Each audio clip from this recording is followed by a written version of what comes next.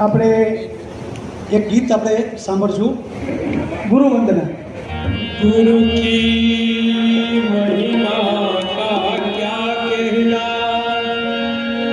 प्यारा है दरबार गुरु का, सबको प्यार लुटाता इतना, प्यारा है दरबार गुरु का,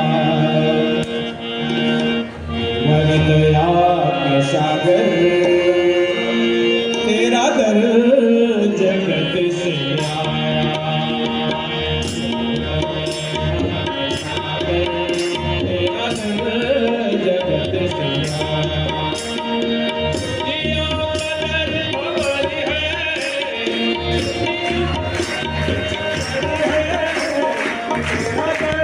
है, कदर है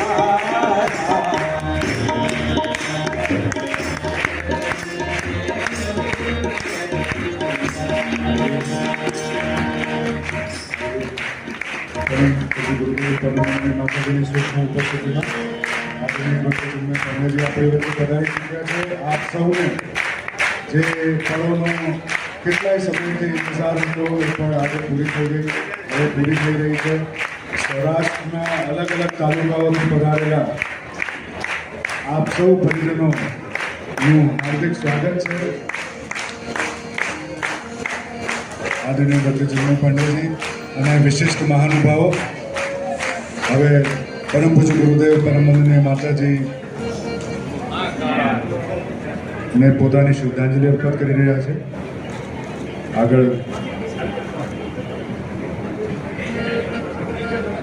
આગળ દીપ પ્રજ્વલનના ક્રમમાં આપણે આગળ વધીશું। આદરણીય ડૉક્ટર ચિન્મય પાંડેજી અને વિશિષ્ટ મહાનુભાવો અતિથિઓને અનુરોધ છે કે તે દીપ પ્રજ્વલન કરવા માટે મંચ પર પધારે।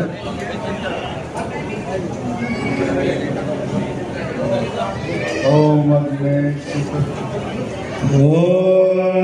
अग्नेय सुपकाराय अस्मान् विश्वानि देव वैनानि विद्वान् वियोध्यस्मत् जोराणि वेणु भूयिष्ठान्ते नमो मुक्तिं विधेम।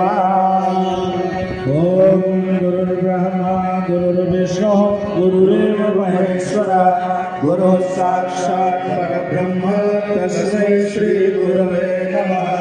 अखण्डमण्डलाकारं व्याप्तं येन चराचरं तत्पदं दर्शितं येन तस्मै श्री गुरवे नमः।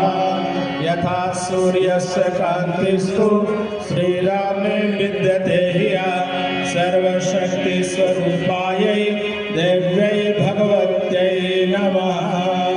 ॐ नमोऽस्तुनन्ताय सहस्रमूर्तये सहस्रपादाशिशिरोरुहावे सहस्रनाम्ने पुरुषाय शाश्वती सहस्रकोटियुगधारिणे नमः। બધા જ મહાનુભાવોને વિનમ્રપૂર્વક નિવેદન છે કે પોતપોતાનું સ્થાન ગ્રહણ કરે। આગળ આદરણીય ડૉક્ટર ચિન્મય પાંડેજી અને બધા જ મહાનુભાવો પોતપોતાનું સ્થાન મંચ ઉપર ગ્રહણ કરશે। બધા જ અતિથિઓને નિવેદન છે કે પોતપોતાનું સ્થાન ગ્રહણ કરે।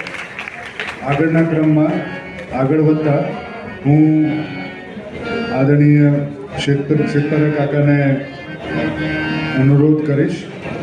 બધા જ અતિથિઓને વિનમ્ર નિવેદન કે પોતપોતાનું સ્થાન ગ્રહણ કરે। આગળનો કાર્યક્રમ આપણે શરૂ કરવા જઈ રહ્યા છીએ, તો નમ્ર વિનંતી, સર્વે મહેમાનોને નમ્ર વિનંતી કે પોતાનું સ્થાન ગ્રહણ કરે। સ્વાગત માટે અમારા આમંત્રણને માન આપીને અત્રે સૌ પધારેલા છે, તો સૌ મહેમાનોમાં અમારા સાંસદ શ્રી રામભાઈ મોકરિયા, રાજ્યસભાના સભ્ય શ્રી અમારા આમંત્રણને માન આપીને અત્રે પધારેલા છે, તેનું અમે સ્વાગત કરીએ છીએ। આ ઉપરાંત અમારા વિસ્તારના ધારાસભ્ય રાજકોટ 2ના ડૉક્ટર દર્શિતાબેન શાહ ઉપસ્થિત છે, એમનું પણ સ્વાગત કરીએ છીએ। ગોવિંદભાઈ પટેલ અમારા માજી મિનિસ્ટર અને ધારાસભ્ય છે, તેમનું પણ અમે સ્વાગત કરીએ છીએ। આ ઉપરાંત આ વિસ્તારના આપણા વોર્ડ નંબર 8ના કોર્પોરેટર એવા દર્શનાબેન પંડ્યા અને પ્રીતિબેન દોશી તેમજ કિરણબેન માકડિયા પ્રમુખ મહિલા મંડળના પ્રમુખશ્રીનું પણ અમે સ્વાગત કરીએ છીએ. ડૉક્ટર મોઢા સાહેબ અમારા આમંત્રણને માન આપીને અત્યારે ઉપસ્થિત છે, તો એનું પણ અમે સ્વાગત કરીએ છીએ.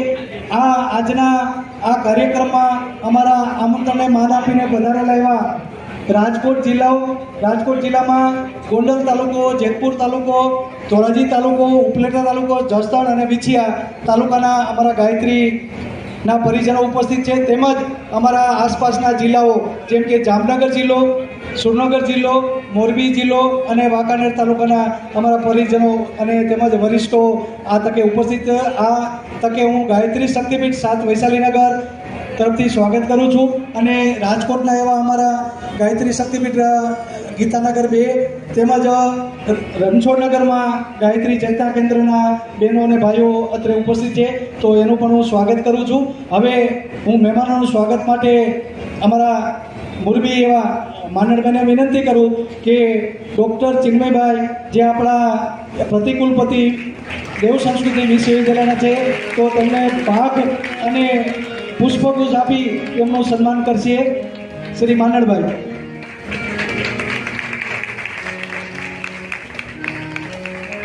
આપ સૌ તાલીઓથી આપણે વધાવશું.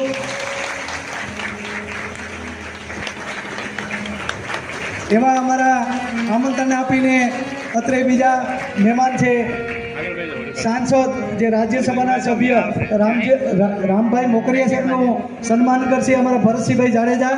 તો ભરતસિંહભાઈ ઝડપથી આવો. અને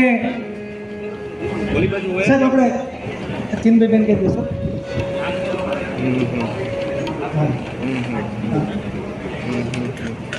ડૉક્ટર દર્શનાબેન શાહ અમારા ધારાસભ્યશ્રી છે, તો એમનું સન્માન પ્રફુલ્લાબેન ઠાકરને ઝડપથી આવી જાય. ઝડપથી આવો.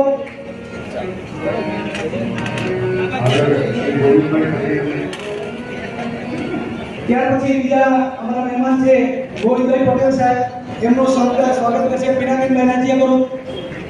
બીજા આગળથી આવજો.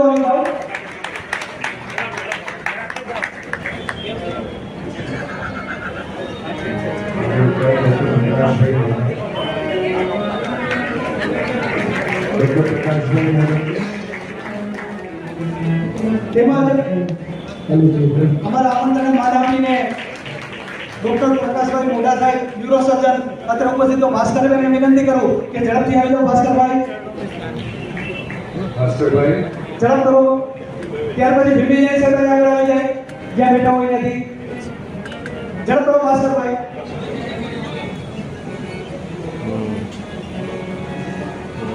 અમારા વોર્ડ નંબર 8 ના કોર્પોરેટર બિપિનભાઈનું સ્વાગત માટે ભીમજી સાહેબ વિનંતી કરું. આ બાજુ ભીમજી સાહેબ, આ બાજુ.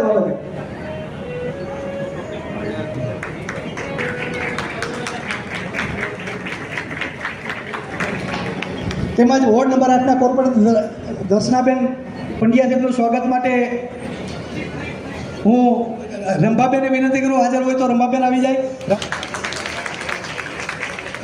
તેમજ બીજા કોર્પોરેટર અમારા પ્રીતિબેન છે, તો પ્રીતિબેનનું સ્વાગત માટે પ્રફુલ્લાબેન આવી જાઓ. આમંત્રણ માન આપીને વોર્ડ નંબર 8 ના પ્રભારી છે, તો પ્રભારીનું સ્વાગત માટે હું અતુલભાઈને વિનંતી કરું કે એ છે આપણે રઘુભાઈ ધોળકિયા છે, તો રઘુભાઈ ધોળકિયાનું સ્વાગત કરશે.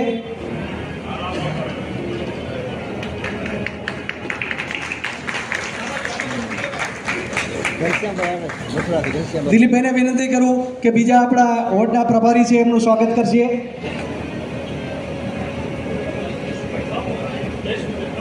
હા, અહીંયા આપો, દિલીપભાઈને આપો.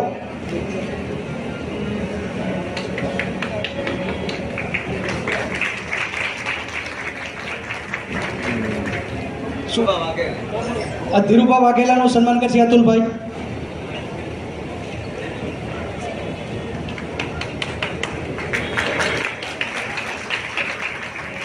છગનભાઈ કથિરિયા ઉપસ્થિત છે, તો છગનભાઈ કથિરિયાનું સ્વાગત કરશે.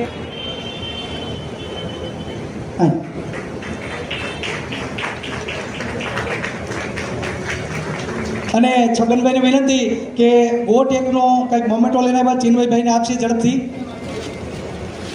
હમણાં જ એક કાર્યક્રમ સરસ મજાનો કર્યો હતો રેસકોર્સના મેદાનમાં, એમાં આપણું ગાયત્રી પરિવારનું યોગદાન પણ સરસ હતું. તો આપણા ડૉક્ટર વલ્લભભાઈ કથિરિયાના ભાઈ છે અને ગોટેકનો સરસ મજાનો કાર્યક્રમ રેસકોર્સમાં કર્યો હતો. તો એમના વતી તેઓ ડૉક્ટર ચિન્મયભાઈ સન્માન સ્વીકારશે.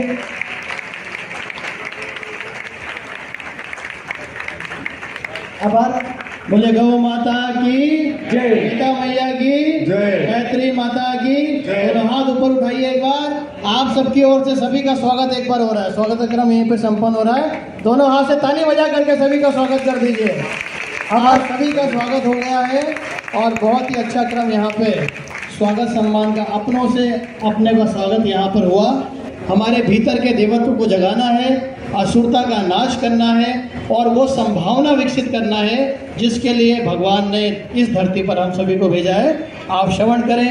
मनुष्य देवता बने, बने यह धरती स्वर्ग समान, यही संकल्प हमारा, यही संकल्प हमारा.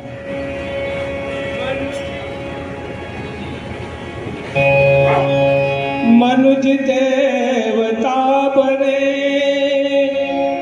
यहाँ की धरती स्वर्ग समान बने.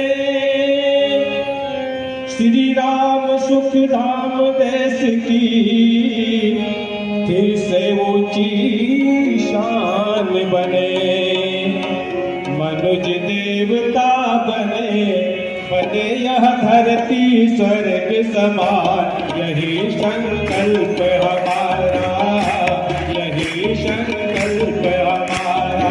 मनुष्य देवता बने, बने यह धरती स्वर्ग समान, यही संकल्प हमारा. मोबाइल नीचे रख करके ताली बजाइए.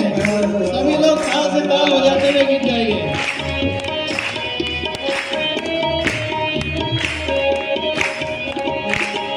देश दम्भ छल मिटे यहाँ पर ना कोई भ्रष्टाचारी हो.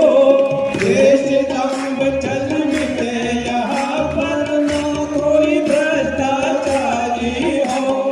सभी सुखी हो, सबका हित हो, जन जन पर उपकारी हो. सभी सुखी हो, सबका हित हो, जन जन पर उपकारी हो. मिलजुल कर सब रहे प्रेम से, मिलजुल कर सब रहे प्रेम से, दे सबको सम्मान, यही संकल्प हमारा, यही संकल्प हमारा. मनुष्य देवता बने, बने यह धरती स्वर्ग समान, यही संकल्प हमारा, यही संकल्प हमारा.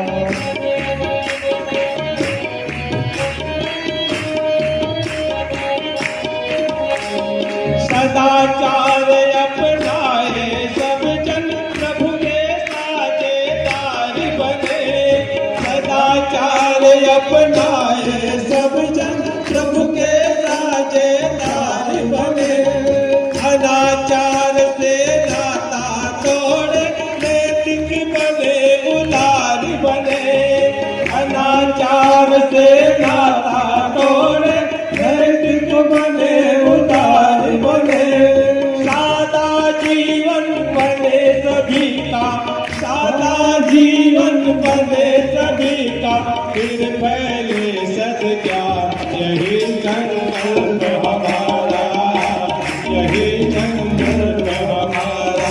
मनुष्य देवता बने, बने यह धरती स्वर्ग समान, यही संकल्प हमारा, यही संकल्प हमारा. विचार क्रांति अभियान इसी को कहते युग निर्माण, यही संकल्प हमारा, यही संकल्प हमारा, यही संकल्प हमारा. बोले परम पूज्य गुरुदेव की, परम वंदनीय माता जी की. मनुष्य देवता बने, बने या धरती स्वर्ग समान. આટલું સરસ આપણી વચ્ચે પ્રજ્ઞા ગીત આવ્યું હોય અને મનુષ્યમાં દેવત્વના ઉદય અને ધરતી પર સ્વર્ગના અવતરણની પરિકલ્પના કરનાર આપણા મહાકાળ સ્વરૂપ પરમ પૂજ્ય ગુરુદેવ પરમ વંદનીય માતાજીની ગોદમાં કેટલાય વર્ષો સુધી રમેલા નાનપણ વિતાવેલું એવા આપણા આદરણીય ડૉક્ટર ચિન્મય પાંડેજી આપણી વચ્ચે પધારી ચૂક્યા છે. આવો એક વખત આપણે બધા એમનું તાલીથી સ્વાગત કરી દઈએ. આપણી વચ્ચે જે વિભૂતિ આજે પધારી છે આદરણીય ડૉક્ટર ચિન્મય પંડ્યાજીના રૂપમાં, ન જાણે એમને કેટલાય વર્ષો સુધી પોતાની મેડિકલ પ્રેક્ટિસ કરી લંડનમાં એક મનોચિકિત્સક તરીકે કાર્ય કર્યું અને કેટલાય લોકોના જીવનમાં પ્રકાશ ફેલાવવાનું એમને કાર્ય કર્યું. લંડનમાં આટલી સરસ પોઝિશન હોવા છતાં એક સિનિયર કન્સલ્ટન્ટ ચેરિંગ ક્રોસ હોસ્પિટલમાં સિનિયર કન્સલ્ટન્ટ તરીકે કાર્યરત હોવા છતાં પરમ પૂજ્ય ગુરુદેવ અને પરમ વંદનીય માતાજીના સ્વપ્ન એવા દેવ સંસ્કૃતિ વિશ્વવિદ્યાલય અને અખિલ વિશ્વ ગાયત્રી પરિવારના એક સામાન્ય કાર્યકર્તાના રૂપમાં તેઓ ભારતમાં પાછા ફર્યા. ભારતમાં પરત ફરી અને તેમણે નિરંતર ગુરુ કાર્યમાં છેલ્લા એક દશકથી વધારેના સમયથી એ સતત પરિવ્રજ્યા કરી રહ્યા છે.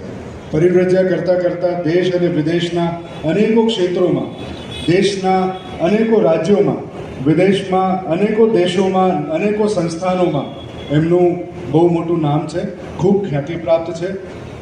સંયુક્ત રાષ્ટ્ર જેવી સંસ્થાન જ્યાં અનેકો મહાનુભાવો એકઠા મળી અને શાંતિ ઉપર ચર્ચા કરતા હોય તેમને વિચાર આપનાર, પરમ પૂજ્ય ગુરુદેવના વિચારો પીરસનાર આપણા ડૉક્ટર ચિન્મય પાંડ્યાજી આજે અહીંયા આપણી વચ્ચે છે. બાલ્ટિક દેશ, યુએસ, યુરોપના વિવિધ દેશોમાં નિરંતર ત્યાંની વિશ્વવિદ્યાલયોમાં, ત્યાંની યુનિવર્સિટીમાં તેમને આમંત્રિત કરવામાં આવતા હોય અને ત્યાં જ્ઞાનનો પ્રકાશ ફેલાવતા હોય એવા આદરણીય ડૉક્ટર ચિન્મય પાંડ્યાજી આપણી વચ્ચે છે. આવો આપણે તાળીઓથી એમનું સ્વાગત કરીએ અને તમારી અને એમની વચ્ચે વધારે ન રહેતા હું એમને અહીં રિક્વેસ્ટ કરીશ. એમને મારું નિવેદન કે આપણને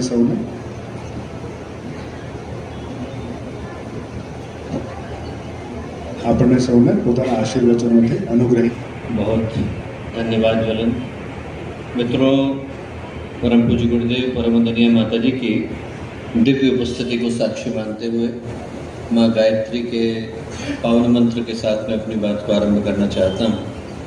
माँ गायत्री का ये पवित्र मंत्र भारतीय आध्यात्मिक परंपरा का सबसे महत्वपूर्ण मंत्र है.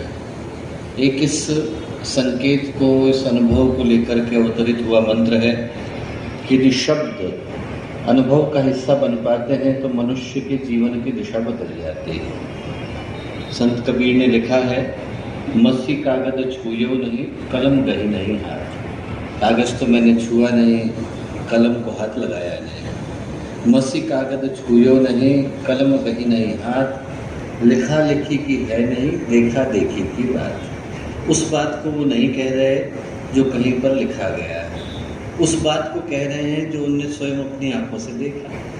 और सही पूछे तो पूरा अध्यात्म इस एक पंक्ति के अंदर समा गया है. जिस दिन लिखा लिखी की बात देखा देखी की बात में बदल जाती है, उसी दिन व्यक्ति के जीवन में अध्यात्म अवतरित हो जाता है. जो कहा गया, जो सुना गया, जो पढ़ा गया, वो व्यक्ति के अनुभव का, व्यक्ति के जीवन का, व्यक्ति की जीवन यात्रा का हिस्सा बन जाए तो मनुष्य के जीवन में सौभाग्य को अवतरित होने से कोई रोक नहीं पाता है. और जब हम लोग गायत्री के इस पावन मंत्र को कहते हैं तो उसी सौभाग्य का स्मरण करते हैं जो मनुष्य जीवन को पाने के नाते, गुरुदेव से जुड़ पाने के नाते हमारे जीवन के अंदर अवतरित हो पाया. इस संसार में सौभाग्य अनेकों द्वारों से आते हैं और अनेकों तरह से आते हैं. सांसारिक सौभाग्य होते हैं, लौकिक सौभाग्य होते हैं. शरीर की दृष्टि से, मन की दृष्टि से, पद की दृष्टि से, प्रतिष्ठा की दृष्टि से यदि व्यक्ति सुख, संपत्ति, संपदा को प्राप्त करता है तो उसके जीवन में एक सौभाग्य का आगमन होता है. और ये जो लौकिक सौभाग्य हैं, इन सौभाग्यों के साथ एक खास बात है, ये व्यक्ति को जैसे ही मिलते हैं वैसे ही बिछुड़ने की सीमा भी निर्धारित हो जाती है. जन्म मिला नहीं तो मृत्यु की घड़ी शुरू हो जाती है. व्यक्ति को पद मिला नहीं कि एक न एक दिन तो छूटने की तैयारी हो जाती है। कितना भी व्यक्ति के पास संपत्ति आ जाए, पैसा आ जाए, एक न एक दिन तो कम पड़ता ही है। उम्र कितनी भी हो, अमरता लिखा करके कोई आता नहीं। इस संसार के जितने भी सौभाग्य हैं वो व्यक्ति को मैन्युफैक्चरिंग डेट के साथ मिलते हैं और एक्सपायरी डेट के साथ मिलते हैं। जहाँ मिला वहाँ पर उसके बिछुड़ने का समय भी निर्धारित हो जाता है। सिर्फ एक सौभाग्य ऐसा है जो व्यक्ति को तब मिलता है जब अनेकों जन्मों का तप, पुण्य, प्रकाश ये फलित हो पाते हैं। महापुरुषों से जुड़ने का सौभाग्य, अवतारी चेतना से जुड़ने का सौभाग्य, ईश्वर के समकक्ष गुरु से जुड़ पाने का सौभाग्य, ये व्यक्ति को तभी मिल पाते हैं जब अनेकों जन्मों का तप और प्रकाश एक साथ फलित होते हैं। गुरुदेव के साथ बहुत पहले एक शिष्य चला करते थे, नाम था रमेश चंद्र शुक्ल। पटना के पास एक छोटा सा स्थान है मस्तीचक, अभी वहाँ पर 251 कुंडी यज्ञ संपन्न होने जा रहा है। उस छोटे से स्थान के रहने वाले थे और वो जब गुरुदेव से जुड़े तो जुड़ने की घटना बड़ी अद्भुत थी, अलौकिक थी, विलक्षण थी। वो गुरुदेव से जुड़े तो उनके अपने गुरु हुआ करते थे, उनका नाम था नागाजी महाराज। उस समय के बड़े प्रतिष्ठित संतों में उनकी गणना की जाती है। 1950 के दशक में, 60 के दशक में जितने बड़े बड़े महापुरुष हुए, उन महापुरुषों में से एक नाम नागाजी महाराज का लिया जाता है। तो नागाजी महाराज का शरीर छूटा। छूटने के 3 महीने के बाद रमेश चंद्र शुक्ला जी को वो सपने में आए और सपने में आकर के उनसे बोले कि बेटा, मेरी मुक्ति नहीं हो पा रही और इस धरती पर मुक्ति का अधिकार, वो बोले, सिर्फ अवतारी चेतना को होता है, संतों की मुक्ति और कोई करा नहीं सकता। बोले आप उनको इस जगह पर बुलाओ जिस जगह पर मैंने अपने प्राणों को त्यागा। यहाँ आकर के वो मेरी मुक्ति के लिए प्रार्थना करें तो मैं मुक्त हो पाऊंगा। सपने में बातचीत चल रही थी। रमेश चंद्र शुक्ला जी ने अपने गुरु से पूछा, कैसे बुलाऊं? बोले इस भूमि को इस योग्य बनाओ कि यहाँ पर गुरुदेव के चरण पड़ सके। कल की तारीख से अनुष्ठान आरंभ करो। 5 वर्ष हो जाएंगे तब ये भूमि इस योग्य होगी कि यहाँ पर गुरुदेव के चरण पड़ सके। बोले तब गुरुदेव को चिट्ठी लिखना, चिट्ठी पढ़ेंगे तो गुरुदेव आएंगे। ऐसा करके उनने अपने शिष्य को समझाया। अगले दिन से उन्होंने अनुष्ठान प्रारंभ कर दिया। 3 वर्ष गुजरे तो उनके मन में संदेह आया, शंका हुई। उनको लगा कि मैंने एक सपना देखा, सपने के आधार पर अनुष्ठान शुरू कर दिया। सपने तो झूठे भी हो सकते हैं, हो सकता है कि गुरुदेव को पता भी नहीं हो कि एक व्यक्ति उनको यहाँ बुलाने के लिए अनुष्ठान कर रहा है। तो उन्होंने गुरुदेव को चिट्ठी लिखी और चिट्ठी में ये कुछ नहीं लिखा कि हमारे गुरु ने हमको आदेश दिया, हम 5 वर्ष का अनुष्ठान कर रहे हैं, ऐसा कुछ नहीं लिखा। क्या लिखा? हमारा क्षेत्र पिछड़ों का है, यहाँ पर लोग गायत्री के विषय में जानते नहीं। आपसे बढ़कर के गायत्री के विषय में ज्ञानी कौन है? आप आइए यहाँ हमारे साथ के लोगों को, हमारे गांव के लोगों को बताइए कि गायत्री उपासना क्या होती है। इनके हृदय में गायत्री उपासना करने का भाव आएगा। ऐसा करके उनने 3 पेज का पत्र गुरुदेव को लिख करके भेजा। 3 पेज के पत्र का गुरुदेव ने 3 लाइन में उत्तर भेजा। क्या लिखा? अभी 3 ही वर्ष हुए हैं, प्रतीक्षा कीजिए। 2 वर्ष अभी बाकी है। 2 वर्ष और हुए, गुरुदेव आए, उस कक्ष में गए जिस कक्ष में उनके गुरु ने शरीर को त्यागा था। अंदर जाकर के चटकनी बंद करी, आधे घंटे के बाद बाहर निकले। मिलने का मन हो तो मिल लो, किससे मिल लो उनको पता नहीं। अंदर गए तो देखा उनके गुरु जो 5 वर्ष पहले शरीर त्याग चुके थे, साक्षात खड़े थे। उनके गुरु उनसे बोले कि बेटा, तूने मुझे मुक्त कराया, मैं तेरा हमेशा ऋणी रहने वाला हूँ, पर इसके बदले में तुझे वो बताता हूँ जो आज तक तुझे किसी ने बताया नहीं होगा। क्या? गुरु बोले एक जीवन में अनेकों बार आते हैं, अनेकों बार चले जाते हैं। दीक्षा के गुरु अलग हैं, शिक्षा के गुरु अलग हैं। ड्राइविंग आपने किसी और से सीखी, कुकिंग किसी और से सीखी। हर चीज़ के गुरु, शिक्षक बदल जाते हैं। बोले गुरु तो जीवन में आते हैं, चले जाते हैं। भगवान से जुड़ने का अवसर हजारों जन्मों में एक बार मिलता है। तुझे मिल गया है, छोड़ना नहीं। और जो बात उनके लिए सत्य है वो हमारे लिए सत्य है। अनेकों जन्मों का तप मिला, पुण्य मिला, प्रकाश मिला, तब जाकर गुरुदेव से जुड़ने की योग्यता हमें मिली। हर व्यक्ति को मिल नहीं पाते।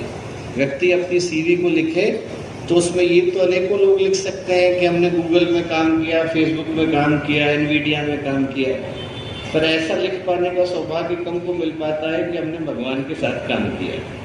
भगवान के साथ काम करने का सौभाग्य मिला, उसके स्मरण के लिए गायत्री का मंत्र आता है।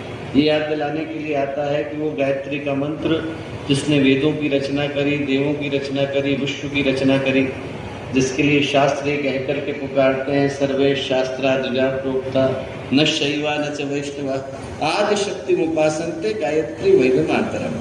कि वो गायत्री माता जो वेदों की माता है, विश्व की माता है, देवों की माता है, उपासना की सारी पद्धतियाँ, ज्ञान के सारे आधार, विवेक की सारी शिखर जिस एक माता की तरफ आकर्षित होते हैं, चढ़ते चले जाते हैं, उन तक पहुँचने का माध्यम जो गायत्री का मंत्र है, जो सिर्फ पुस्तकों तक सिमट करके रह गया, उसे घर घर तक पहुँचाने का आधार जो परम पूज्य गुरुदेव और परम वंदनीय माता जी बने, उनको स्मरण करते हुए, माँ गायत्री को स्मरण करते हुए हम लोग आज की इस बातचीत को शुरू करते हैं।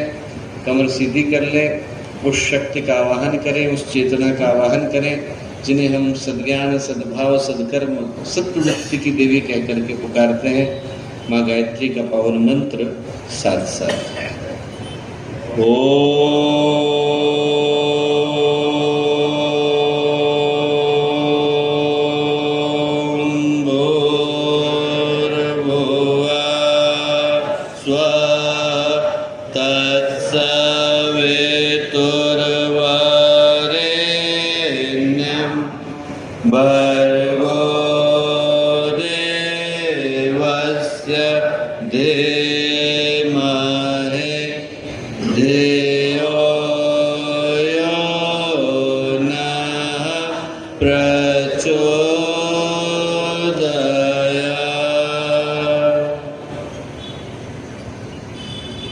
परम पूज्य गुरुदेव परम वंदनीय माता जी के दिव्य संरक्षण में आज का ये अत्यंत ही पावन दिवस, सौराष्ट्र की पावन भूमि, वो भूमि जो भगवान सोमनाथ का घर रही, भगवान कृष्ण का निवास रही, संतों की, साधकों की, योगियों की, तपस्वियों की भूमि, भगवान दत्तात्रेय की भूमि, इस भूमि पर आज उपस्थित हो पाने का ये जो सौभाग्य हमको मिला, और इस सौभाग्यशाली अवसर पर जब राजकोट की इस पवित्र भूमि पर हम लोग उपस्थित हैं और आज गायत्री शक्तिपीठ के लोकार्पण का ये पावन दिवस है, तो इस शुभ दिवस पर हम लोगों के साथ यहाँ मंच पर उपस्थित सभी विशिष्ट अतिथिगण, गायत्री परिवार के सभी सम्मानित कार्यकर्तागण, विभिन्न स्थानों से आए, गुजरात के विभिन्न, सिर्फ सौराष्ट्र ही नहीं बल्कि गुजरात के कोने कोने से आए गायत्री परिवार के सभी सम्मानित कार्यकर्तागण,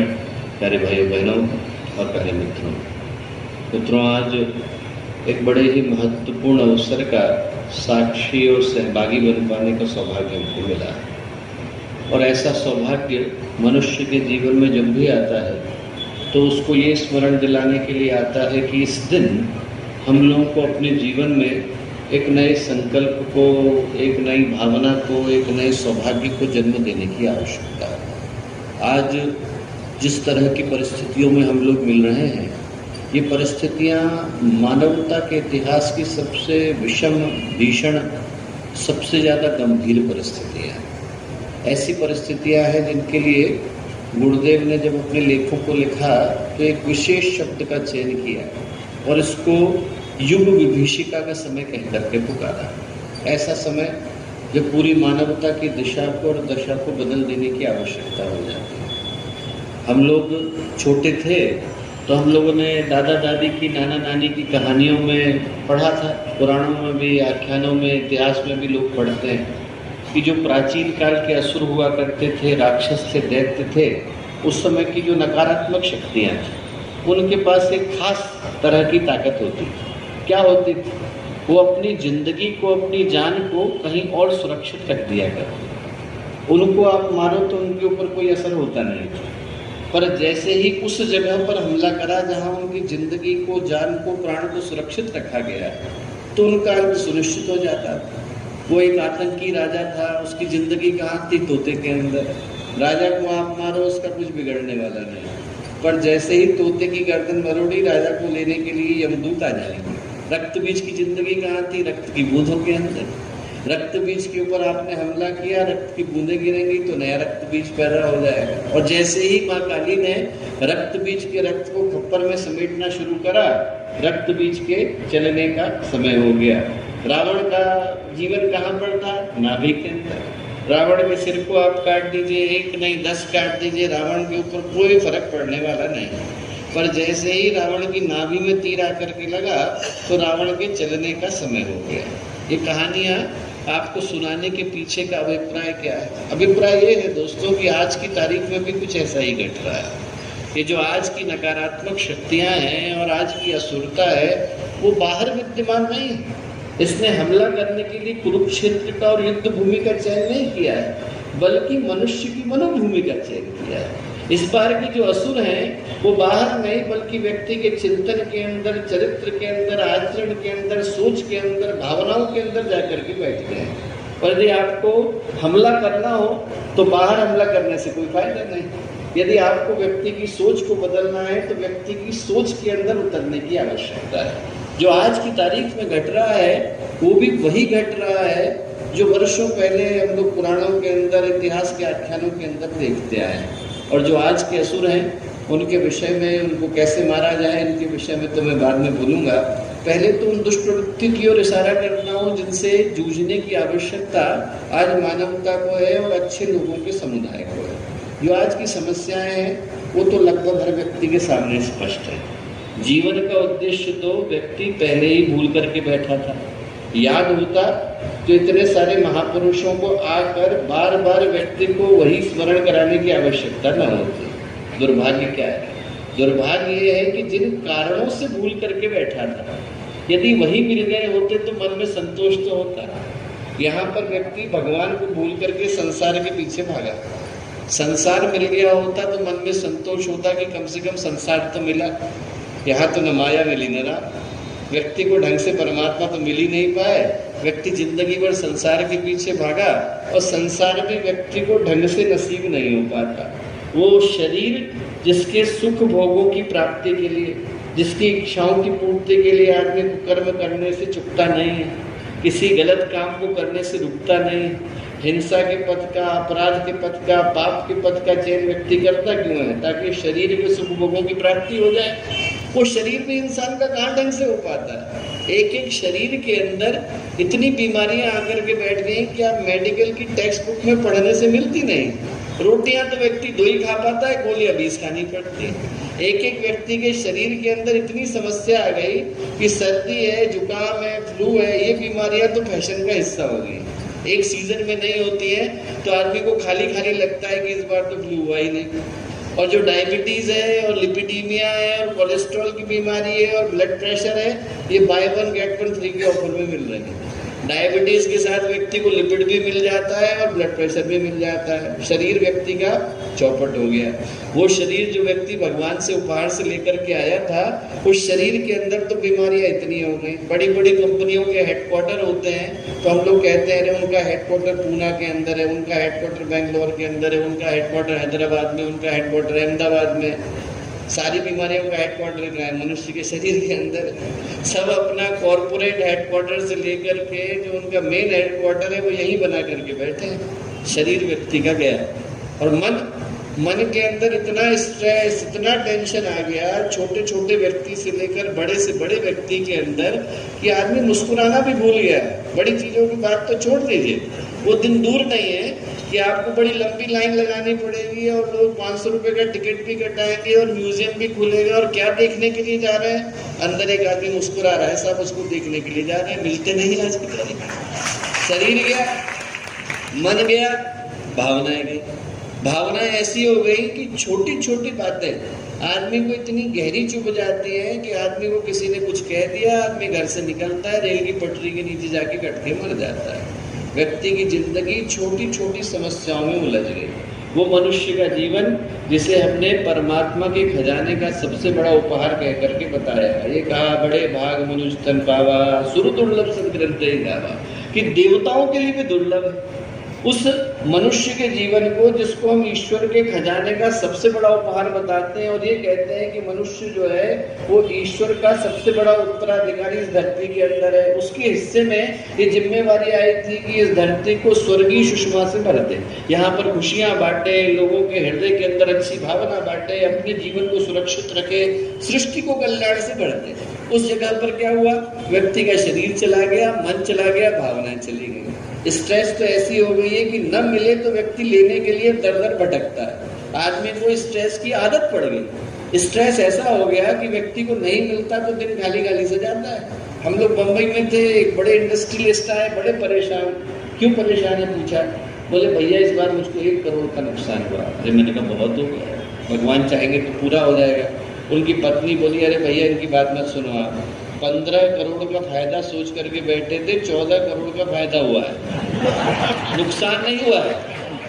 15 करोड़ का फायदा सोचा था तो 14 करोड़ का फायदा, 1 करोड़ का नुकसान नजर आ रहा है। मनुष्य का मन कैसा हो गया कि समस्या नहीं है तो व्यक्ति समस्या को खोजना चाहता है। शरीर गया, मन गया, भावनाएं गई। अब जरा सोच करके देखिए कि व्यक्ति को मिला तो यही 3 चीजों का खजाना था। शरीर ही लेके आए थे, कोई बैंक अकाउंट तो लेके आए नहीं थे। ऊपर वाले ने ऐसा कोई ATM कार्ड भी दे दिया था जो नीचे भी चल जाए और ऊपर भी चल जाए।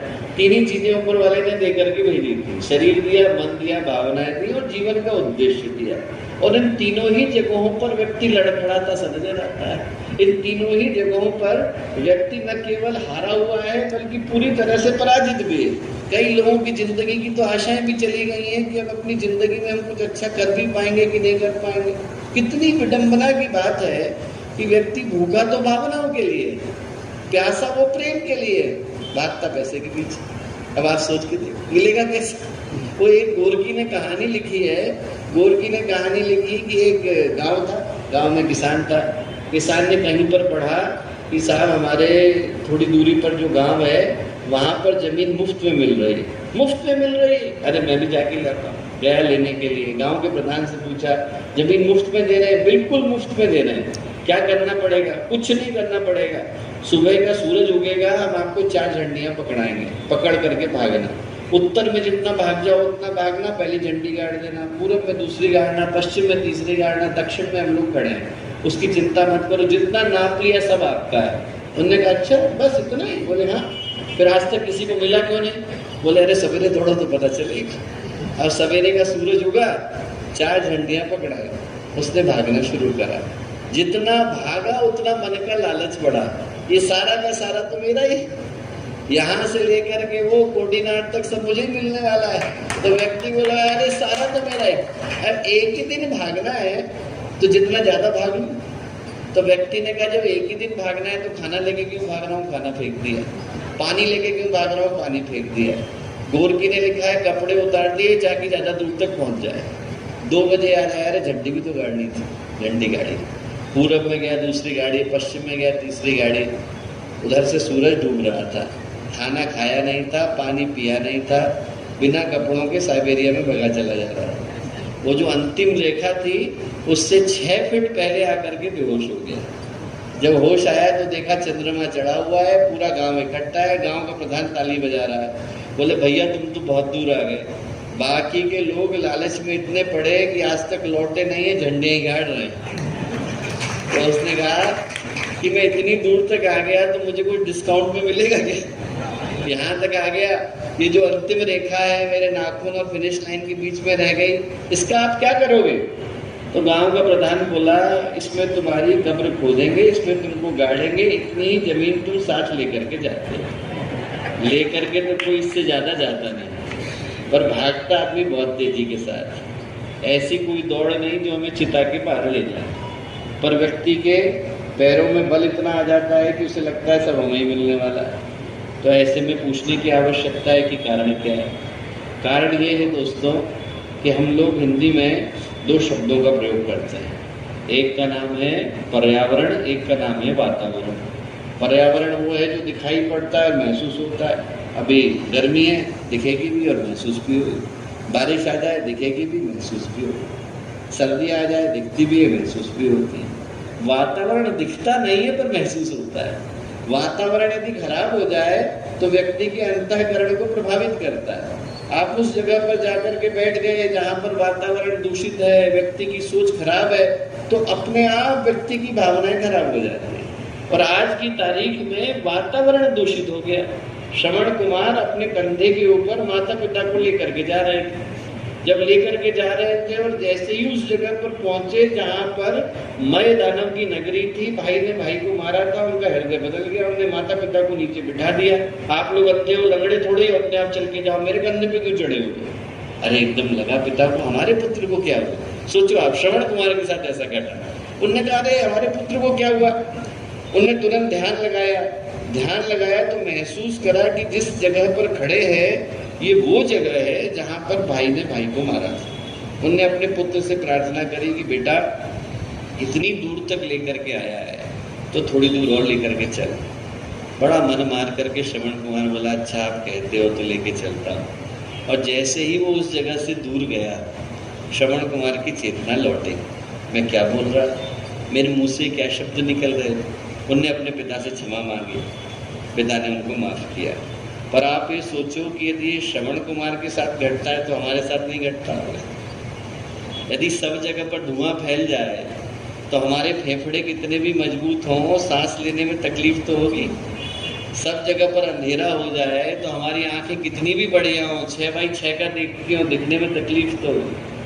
आज वातावरण का प्रवाह दूषित हो गया, व्यक्ति की सोच खराब हो गई, व्यक्ति की भावनाएं खराब हो गई। तो जो सही है वो जानते हुए व्यक्ति करने में घबराता है। वो जो कहानी है, जब दुर्योधन से विदुर ने पूछा तो विदुर ने कहा कि एक बात बता, तू और तेरा भाई एक ही स्कूल में तो गए, भाई पढ़ाने वाले टीचर वही थे, वही द्रोणाचार्य, वही कृपाचार्य है, एक ही जगह से दोनों ने शिक्षा ली। फिर क्या कारण है कि जो तुम्हारा भाई है युधिष्ठिर, वो सारे काम धर्म के करता है, आप सारे काम अधर्म के करते हो, ऐसा क्यों? तो दुर्योधन बोला जानापि धर्मम नच में प्रवृत्ति, जानता हूं कि धर्म क्या है, करूंगा नहीं। जानापि अधर्मम नच में प्रवृत्ति, जानता हूं कि अधर्म क्या है, छोड़ूंगा नहीं। केनोपि देवेन हृदय स्थितेन यथा नियुक्तोस्मि तथा करोमि, ऐसा लगता है कि कोई अंदर आकर के बैठ गया है और जहां मुझे नियुक्त कर देता है वो करने के लिए मैं बाध्य हो जाता हूँ। पता हर एक को है सही क्या है गलत क्या है, पर व्यक्ति गलत पथ की ओर चला जाता है क्योंकि वो वातावरण खींच करके ले जाता है। पता तो दुर्योधन को भी था, पता तो 4 वेदों के भाष्य करने वाले रावण को भी था कि सही क्या है गलत क्या है। आदमी को इन्फॉर्मेशन की जरूरत नहीं है, डिटर्मिनेशन की जरूरत है। व्यक्ति सूचना के कारण नहीं लड़खड़ाता, संकल्प के कारण लड़खड़ाता है। व्यक्ति के पास संकल्प कमजोर पड़ जाता है। तो जो आज का समय है, जब वातावरण विषाक्त थे, इन बातों को आपसे क्यों कहा? इसलिए कहा कि जो आज का समय है इसका परिवर्तन एक ही आधार पर संभव है कि जो लोग अच्छे हैं, जिनके अंदर अच्छी भावना कहीं पर सुरक्षित है, उनको इस समाज को बदलने के लिए आगे आने की आवश्यकता है। ये बाहर से परिवर्तन संभव ही नहीं। बाहर तो हम लोग मोबाइल सेट लेकर के घूम रहे हैं, एक दिन भगवान स्विच ऑफ कर देगा तो खत्म, बोलना बंद, आवाज खत्म, चलना फिरना खत्म, उसके आगे तो कुछ चलेगा नहीं। इसके अंदर जो सिम कार्ड लगा हुआ है वो काम का है।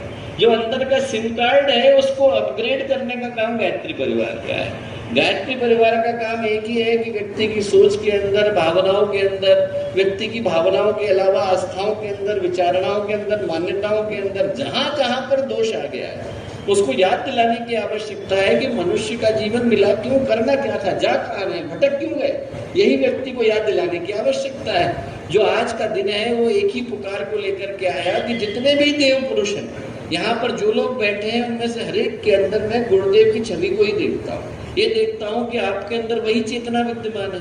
हम लोग यहाँ पुराने कार्यकर्ता होते थे, 27 साल उनके बालक नहीं हुआ। बालक नहीं हुआ तो उन्होंने बहुत लोगों को आशीर्वाद के लिए कहा कि भाई आप आशीर्वाद दे दें, आप आशीर्वाद दे दें। उनके एक मित्र थे, गुरुदेव के पास पहुंचे। गुरुदेव के पास पहुंचे तो गुरुदेव ने कहा कि ठीक है, मैं एक आत्मा उसके यहाँ भेज देता हूँ। अब बात आई गई हो गई, उनके यहाँ बच्चा भी हो गया। अब उनको कैसे पता कि गुरुदेव के आशीर्वाद से हुआ? हजारों जगह पर उन्होंने आशीर्वाद मांगा था, उनको तो नाम भी नहीं पता था गुरुदेव का ढंग से। एक दिन मथुरा से गुजर रहे थे, देखा गायत्री तपोभूमि लिखा हुआ है, अखंड ज्योति संस्थान लिखा हुआ है। अखंड ज्योति संस्थान में ऊपर चले गए, गुरुदेव लेख लिख रहे थे।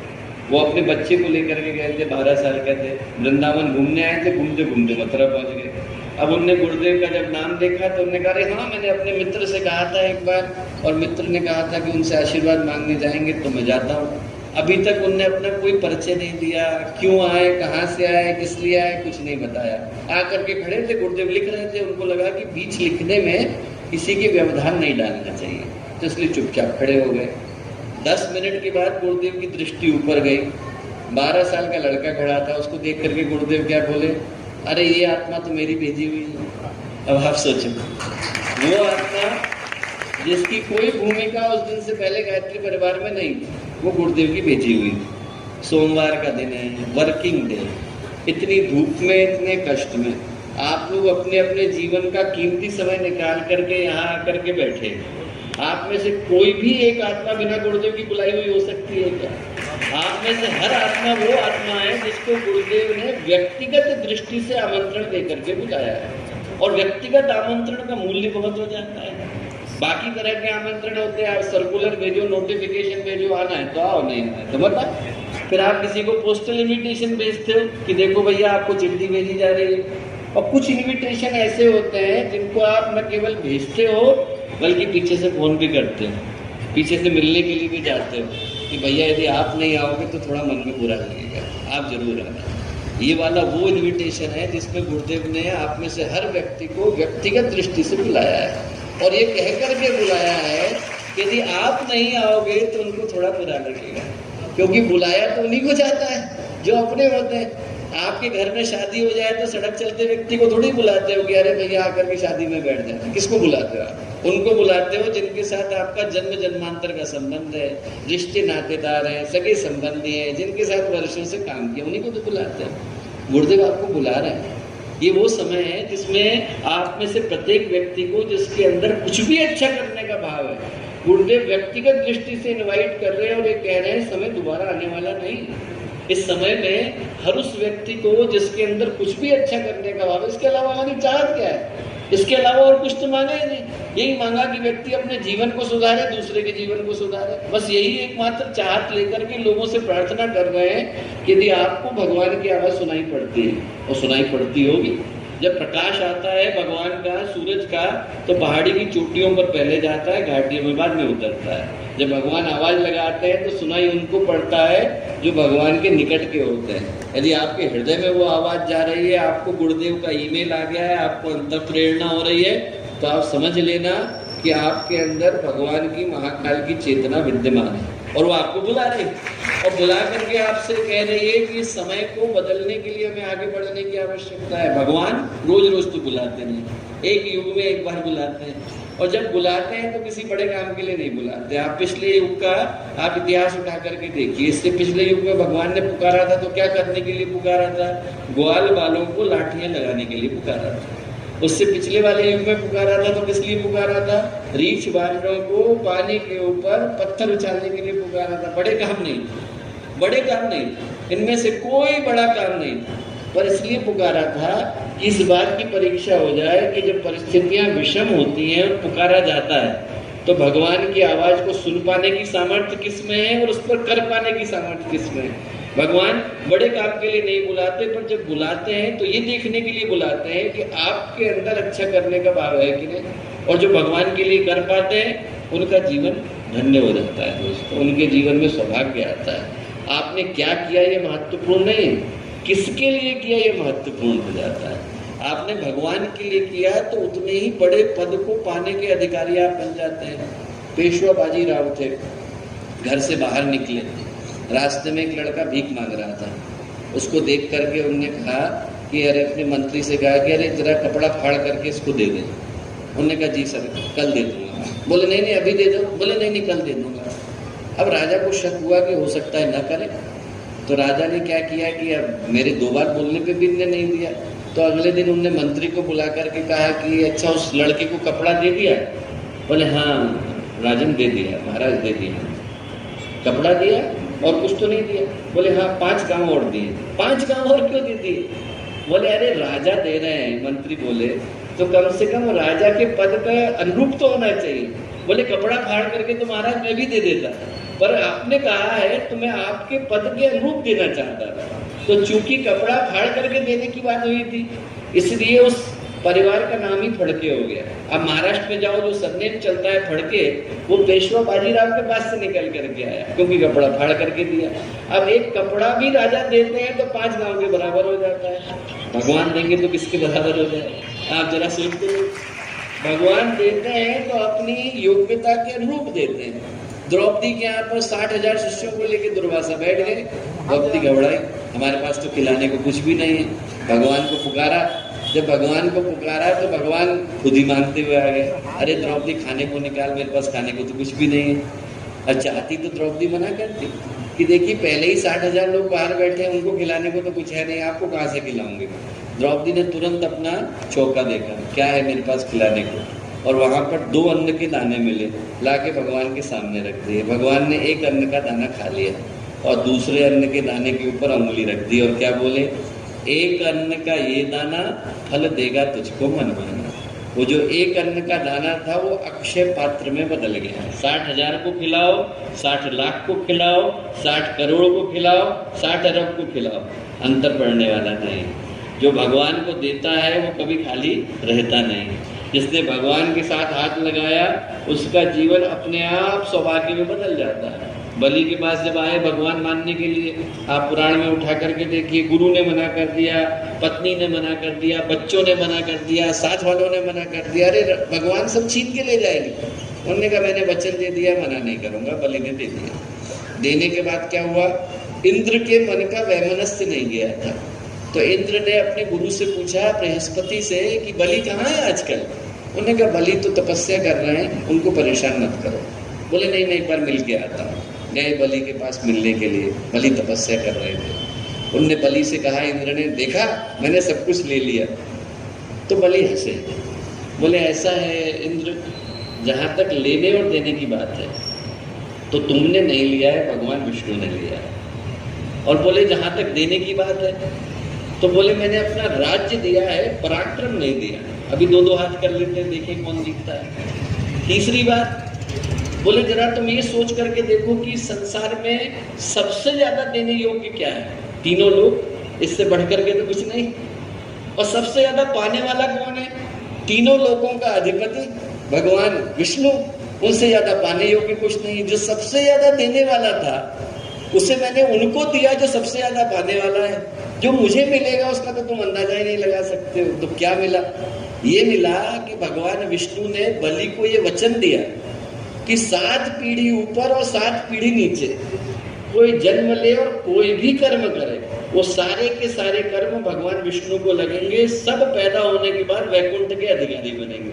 कहते हैं कि जब ब्रह्मा जी के 250 वर्ष हो जाते हैं, 250 वर्ष का मतलब 250 वर्ष सृष्टि बन जाती है, बिगड़ जाती है, तब जाकर एक व्यक्ति को वैकुंठ जाने का अधिकार मिलता है। और 14 पीढ़ियों को बारंबार मिला। सृष्टि के इतिहास में ऐसा कॉन्ट्रैक्ट इससे पहले न कभी हुआ है और न कभी होने वाला है। ऐसा वरदान किसी और को मिल नहीं सकता। और क्या मिला? और ये मिला कि बलि को भगवान ने कहा, ये न बद्धो बलि राजा दानवेंद्र महाबला। यदि बलि का नाम लेकर कोई रक्षा सूत्र बांधेगा और भगवान को पुकारेगा तो भगवान को वहां आने के लिए बाध्य होना पड़ेगा। इससे बढ़ करके वरदान मिल नहीं सकता। दोस्तों, ये वो समय है जब भगवान पुकार रहे हैं। जब गुरुदेव ने आवाज लगाई, और बहुत बड़े काम के लिए नहीं लगाई, जो काम है वो तो भगवान कर पाने की सामर्थ्य रखते हैं, पर हम लोगों को पुकारा गया है ताकि हमारे हिस्से की जो भूमिका है उनका निर्वहन हम लोग कर सकें।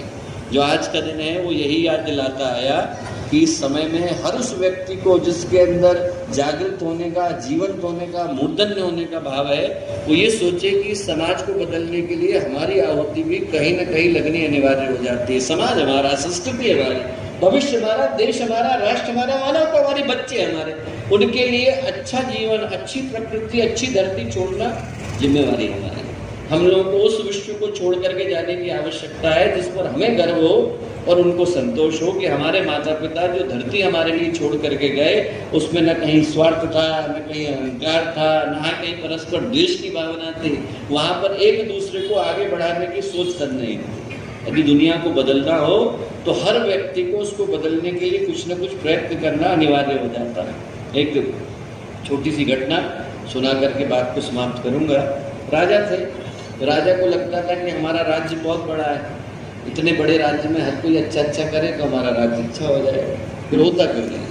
तो उन्होंने अपने महामंत्री से कहा कि भाई महामंत्री एक काम करो, आप ये पता करो कि इतने सारे लोग हैं, 20,000 लोग हैं, ये लोग अच्छा अच्छा करें तो सारा राज्य एक रात में बदल जाएगा। बोले हाँ बदल जाएगा, बदलता क्यों नहीं? तो महामंत्री ने कहा आप एक प्रयोग करके देख लीजिए। क्या प्रयोग करें? बोले आपके राज दरबार के सामने कुंड है। बोले हाँ।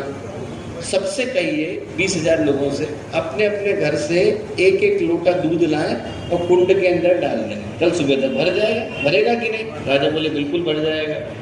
अगले दिन राजा ने मुनादी पिटवा दी, घोषणा करवा दी, सब जगह पर चिप्पियाँ लग गई। सबको अपने अपने घर से क्या लाना है? एक एक लोटा दूध लाना है, बड़ी चीज़ नहीं है, सबको लाना है और ला करके डालना है। अगले दिन राजा गए देखने के लिए हमारा कुंड कितना भरा है।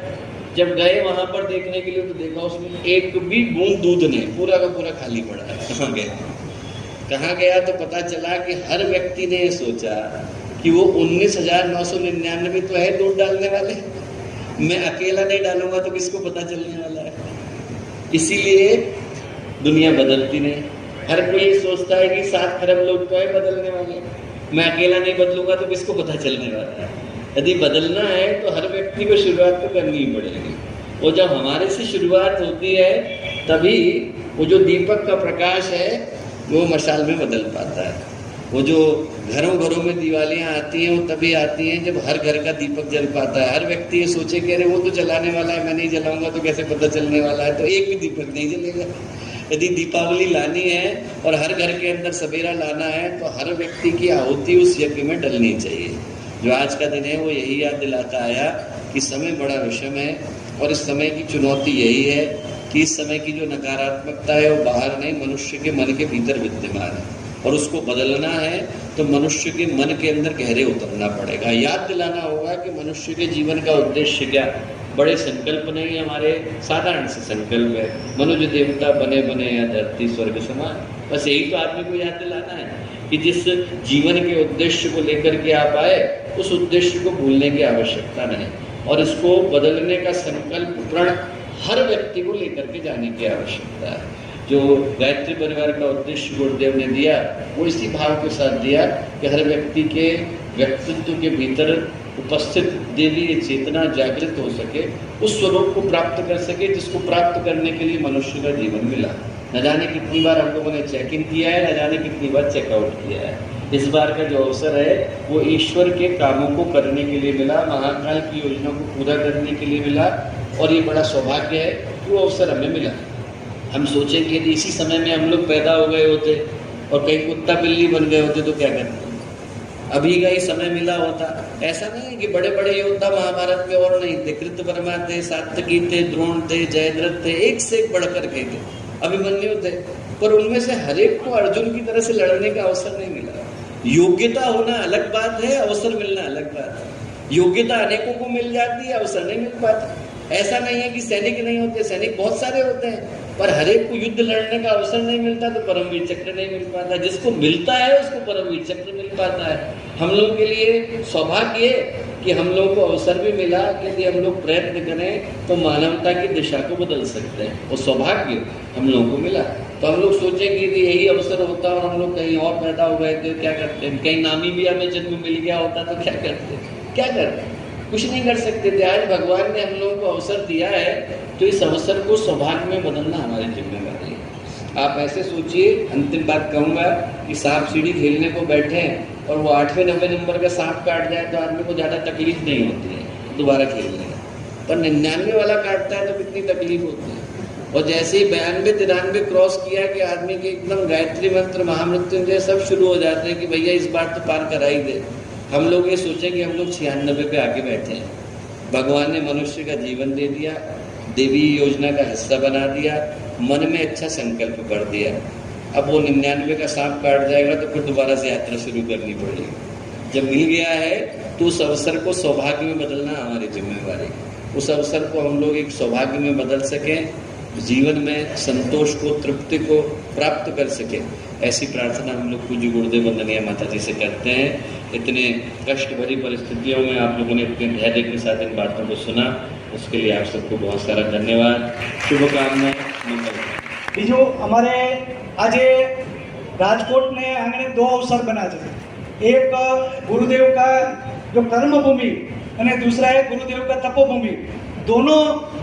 दोनों का यहाँ जो प्रतिनिधि हाजिर है, तो हमारा माननीय भाई ने विनंती करूँ कि घनश्याम भाई जे गायत्री तपोभूमि प्रतिनिधि तरीके हाजिर है, तो दुपट्टो ओढ़ाड़ी स्वागत करशे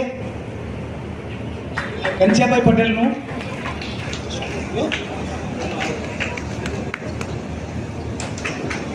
बोले परम पूज्य गुरुदेव की।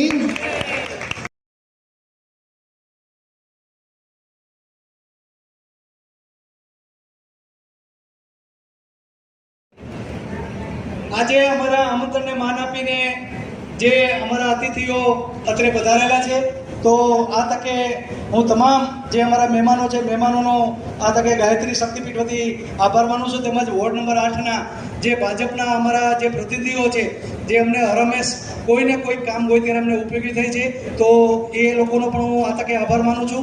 આ ઉપરાંત મીડિયા અને પત્રકારશ્રીઓનો પણ આભાર માનું છું। અને અમારા કાર્યક્રમને સફળ બનાવવા માટે દૂર દૂરથી જે અમારું રાજકોટ ઉપઝોન છે, રાજકોટ ઉપઝોન અને જામનગર ઉપઝોન જે 6 જિલ્લાઓ છે, 6 જિલ્લાના જે આપણા ગાયત્રી પરિવારના જે પરિજનો અમારા છે, પરિજનો હાજર રહ્યા છે। હાજર રહેવા બદલ તમામનો આ તકે હું આભાર માનું છું। અને મારું અમદાવાદ ઉપઝોન છે, અમદાવાદ ઝોનના અમારા પ્રભારી જાની સાહેબ પણ અત્યારે ઉપસ્થિત છે। એ ઉપરાંત જે ગુજરાત ઝોન છે એમના ઉદયકુમાર મિશ્રાજી, ઉપરાંત ભૈયાજીનો સ્ટાફ તમામ જે કાંઈ એમની સાથે આવેલા છે તમામ લોકોનો, અને અમારા કિરણભાઈ તેમજ જે અમારા જે તારાચંદજી છે એમનું પણ હું આ તકે સ્વાગત અને એમનો આભાર માનું છું। અમારો સરસ મજાનો કાર્યક્રમ આજે સવારથી 5:30થી શરૂ કરીને અત્યાર સુધીનો સંપન્ન થયેલ છે। તો આપ સૌ અહીંયા પધાર્યા, સૌનો ખૂબ ખૂબ આભાર। વંદે માતરમ। ગાયત્રી માતા ઓર ગુરુદેવના ચરણોમાં નમસ્કાર સાથે અત્રે આપણો આ ડાયસ કાર્યક્રમ આપણે પૂર્ણ કરીશું।